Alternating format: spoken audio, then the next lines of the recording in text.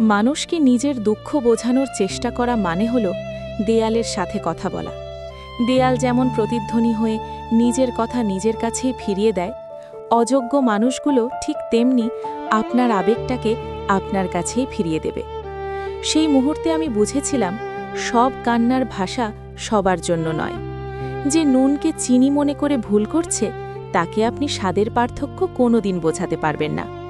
সেদিন থেকে আমি চুপ হয়ে গেছি। মানুষ ভাবে আমি বদলে গেছি, কেউ ভাবে আমার অনেক অহংকার। আসলে অহংকার নয়, আমি শুধু মনে রাখবেন, আপনি যখন চুপ হয়ে যাবেন তখন হয়তো চারপাশের মানুষগুলো শান্তিতে থাকবে, কিন্তু যেদিন আপনার এই নীরবতার মানে তারা বুঝতে পারবে, সেদিন আপনার আর কিছু বোঝানোর প্রয়োজন পড়বে না। কারণ ততদিনে আপনি সেই মানুষগুলোর ধরাছোঁয়ার অনেক বাইরে চলে যাবেন। সস্তা মানুষের কাছে নিজের মূল্যবান অনুভূতিগুলো বিলিয়ে দেবেন না, কারণ হিরে চিনতে জহুরি লাগে, রাস্তার সাধারণ পথচারী নয়। অপ্রয়োজনীয় তর্কে ক্লান্ত হয়ে গেছি। মানুষকে নিজের দুঃখ বোঝানোর চেষ্টা করা মানে হল দেয়ালের সাথে কথা বলা। দেয়াল যেমন প্রতিধ্বনি হয়ে নিজের কথা নিজের কাছেই ফিরিয়ে দেয়, অযোগ্য মানুষগুলো ঠিক তেমনি আপনার আবেগটাকে আপনার কাছেই ফিরিয়ে দেবে। সেই মুহূর্তে আমি বুঝেছিলাম, সব কান্নার ভাষা সবার জন্য নয়।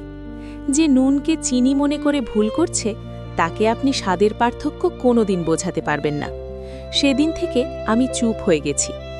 মানুষ ভাবে আমি বদলে গেছি, কেউ ভাবে আমার অনেক অহংকার।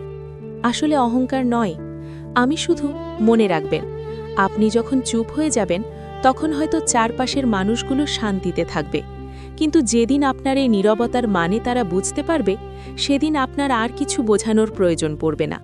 কারণ ততদিনে আপনি সেই মানুষগুলোর ধরাছোঁয়ার অনেক বাইরে চলে যাবেন।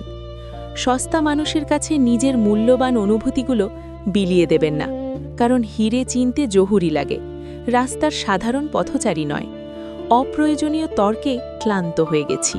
গল্পগুলো যদি আপনার হৃদয়ে বিন্দুমাত্র দাগ কেটে থাকে, তবে আমাদের সাথে যুক্ত হতে পারেন সাজুর গল্পঘর, যেখানে নীরবতা কথা বলে এবং অনুভূতিরা ভাষা পায়। আমাদের পেজটি ফলো করে পাশেই থাকুন। আপনার একটি সাপোর্ট আমাদের নতুন গল্প বলার সাহস যোগাবে। ভালোবাসা।